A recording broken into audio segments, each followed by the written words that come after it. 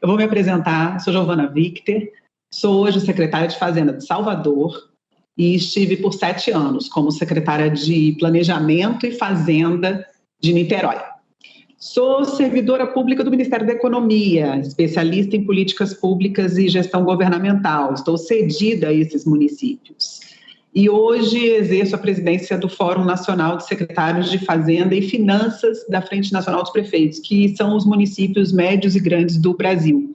Nós trocamos informações, articulações e preocupações e práticas com os secretários de Fazenda desses grandes municípios. Então, me coube hoje trazer algumas experiências práticas de gestão fiscal municipal.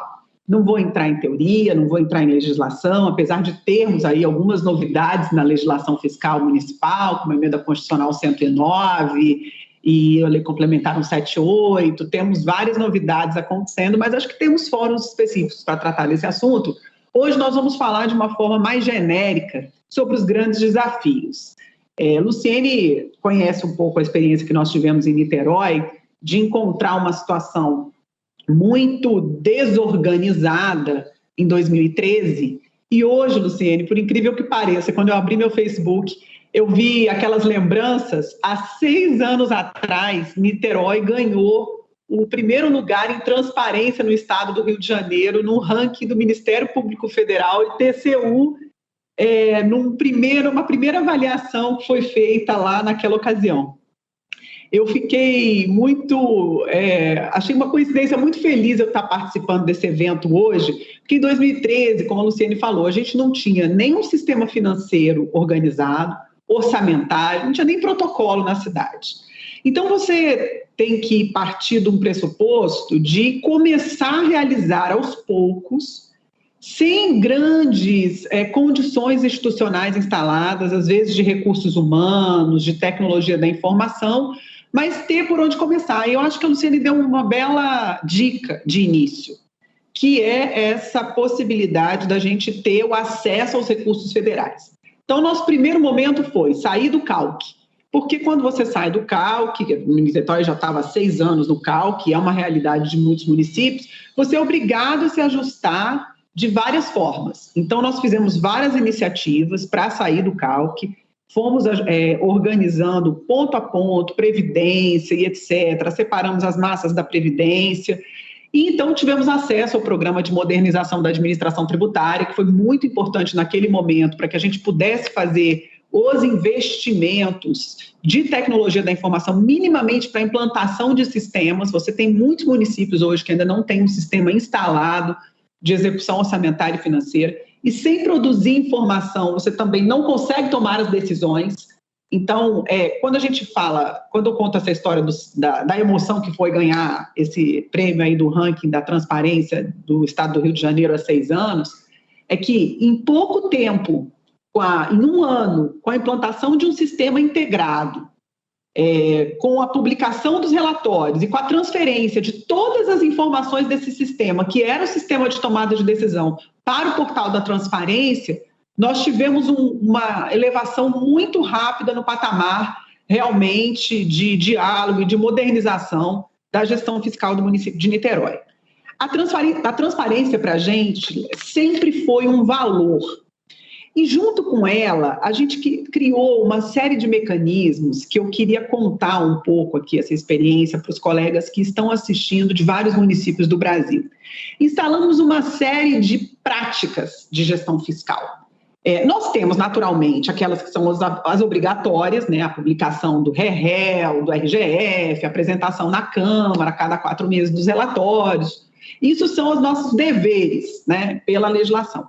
Mas existem práticas de gestão que eu queria enumerar algumas aqui e contar como foi nossa experiência para que outros municípios possam se inspirar. Primeiro é início de mandato. No início do mandato, a gente sempre publica e cria ali uma série de medidas para organizar a gestão. Eu até achei aqui, nos meus alfarrábios, para mostrar para vocês, o nosso pacto aqui, Niterói Resiliente 2017. Era um programa de 5 eixos, aonde a gente colocava em ordem a gestão fiscal do município. Então, você tinha aumento da receita, diminuição da receita, modernização da gestão e administração previdenciária, retomada da economia, melhoria dos serviços e controle e transparência. Era um dos eixos da nossa política.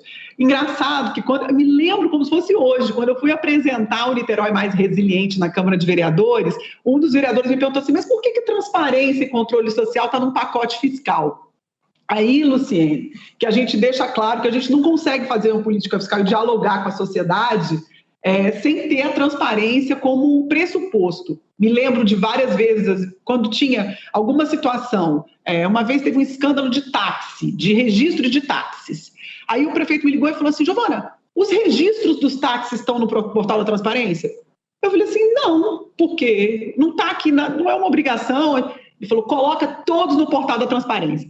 Então, assim, o portal da transparência virou um mecanismo para a gente de proteção da gestão, para que a sociedade conhecesse quais eram as listas de inscritos nos programas de habitação, registro de táxi, tudo aquilo que envolve a sociedade está no portal da transparência.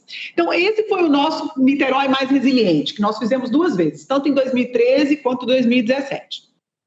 Depois, nós desenvolvemos um processo chamado Pacto de Compromisso com a Gestão Fiscal.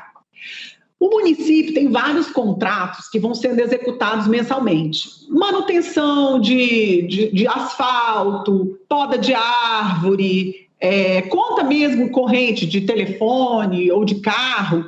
E essas despesas é muito executada de acordo com a medição.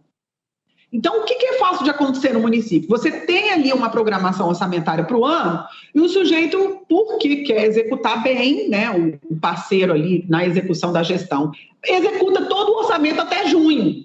E aí, quando chega agosto, setembro, você não pode parar a manutenção de árvore, você não pode parar a manutenção de asfalto, poda de árvore. Então, o que a gente fez foi criar o que a gente chamou na época de Pacto de Compromisso com a Gestão Fiscal. Isso aí, a gente fazia o quê? Selecionava os 10 maiores ordenadores de despesa do município, pegava ali os 10 contratos mais altos e ali a gente fazia quanto que mensalmente o sujeito podia gastar e quanto que ele tinha de orçamento anual. Isso aí era o que era descontingenciado, que ele podia gastar. Aí o ordenador de despesa assinava, o prefeito assinava, o secretário de Fazenda assinava, o secretário de Planejamento assinava. Então, ele organizava ali a gestão dele, sabendo que ele tinha para gastar por mês, naquele serviço, aquele valor. Então, isso tudo foi fazendo parte do nosso planejamento. Tem uma coisa que é uma experiência muito bem sucedida, que eu lembrei do ministro Augusto Nardes falando agora no começo da nossa sessão, que é a Comissão de Programação Financeira e Gestão Fiscal. Muitos municípios já têm essa comissão hoje. Em Niterói, ela funcionou durante os 8 anos. Toda segunda-feira, às 11 horas, o prefeito se reunia com o secretário de Fazenda, Planejamento, Administração e Previdência.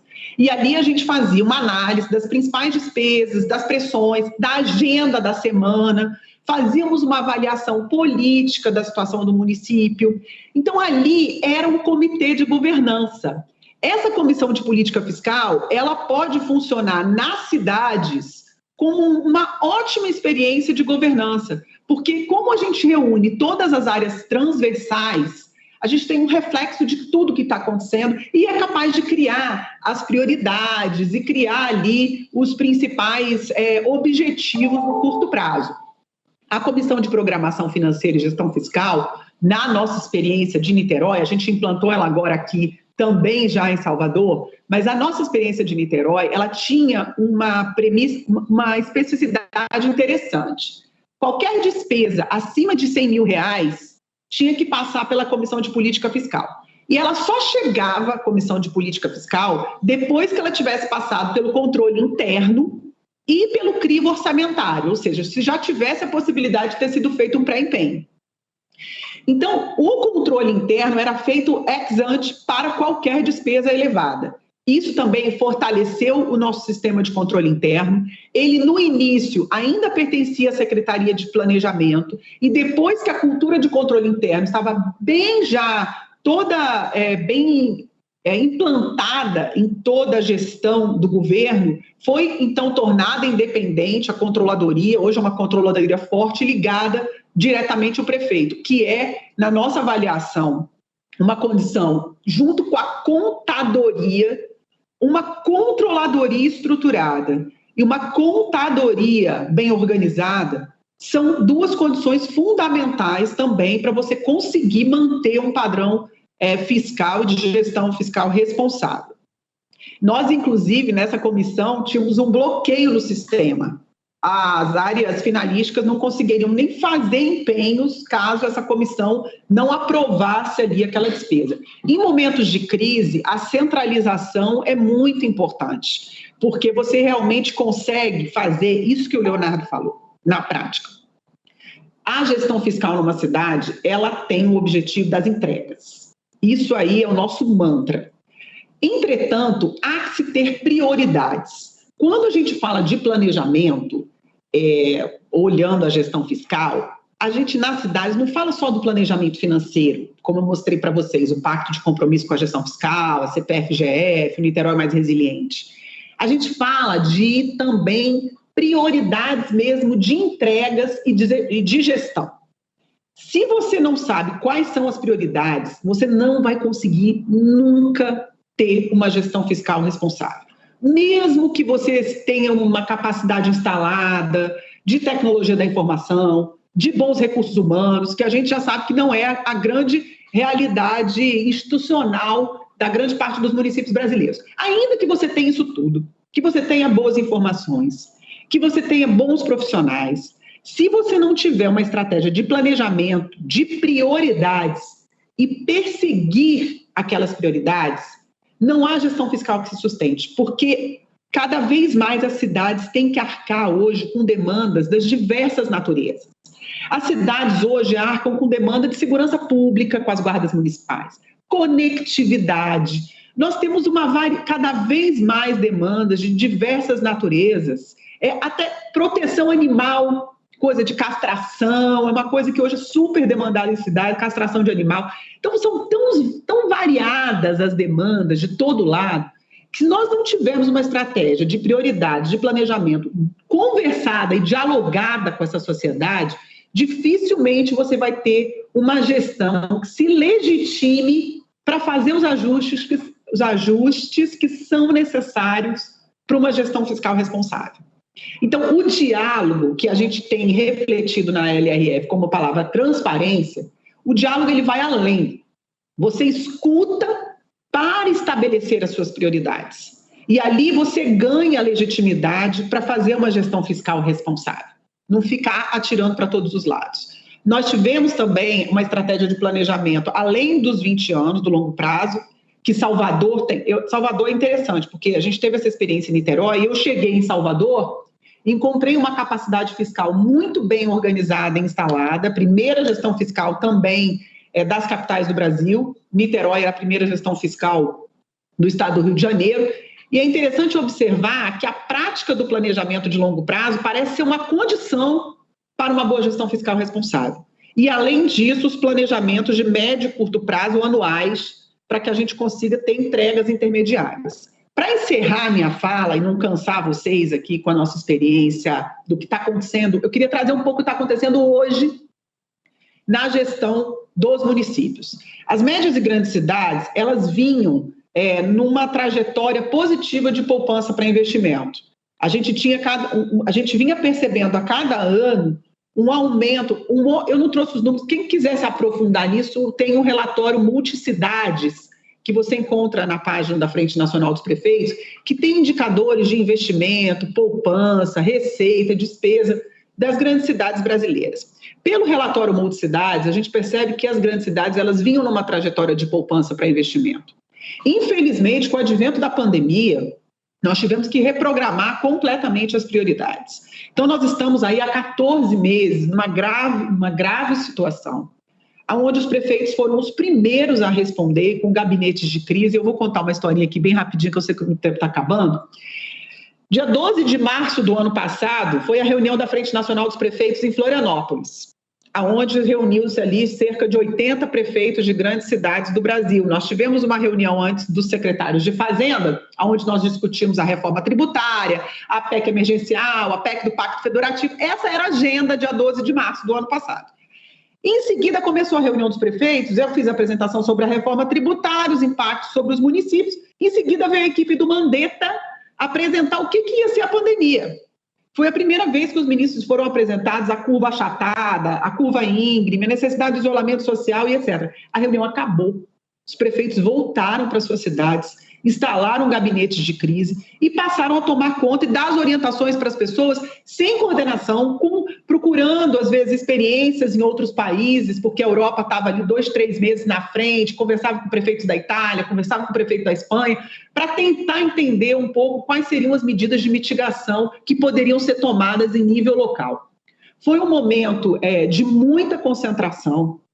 Todo o foco da gestão foi invertido para a preservação da vida das pessoas e recursos financeiros, humanos, de gestão. Nós estamos há 14 meses com as equipes das prefeituras trabalhando no combate à pandemia. Eu não digo só da saúde, eu digo a ordem pública por meio da Guarda Municipal, os fiscais da Receita, assistência social. Então, nós estamos num momento, eu acho até que a população voltou a perceber um pouco mais o papel do Estado, essa coisa de valorização do servidor público até mudou um pouco nesses últimos 14 meses, eu percebo um pouco isso. Agora, do ponto de vista financeiro, foi uma pressão muito grande. Para você ter ideia, Luciene, é muito difícil uma cidade realmente que gaste menos do que o percentual obrigatório da saúde hoje, deve ser uma grande exceção. Porque existem cidades que estão gastando 35% do seu orçamento na saúde. Nós temos hoje uma pressão na despesa da saúde sobre os orçamentos dos municípios que não está correspondendo com as transferências da União. Na verdade, até maio do ano passado, onde a gente tinha 2 meses de pandemia, Salvador já tinha recebido mais recursos do SUS do que recebeu este ano de 2021, com 5 meses de pandemia.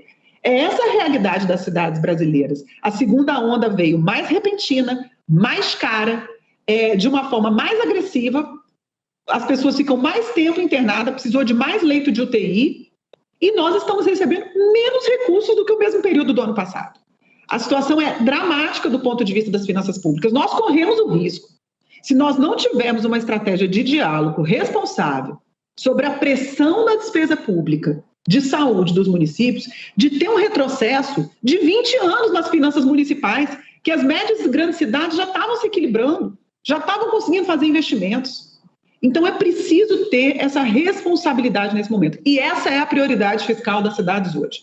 Além dessa agenda financeira da área de saúde, nós temos mais 2, que é a reestruturação do transporte urbano coletivo, porque já era uma área que vinha depauperada nos últimos 5 anos anteriores à pandemia.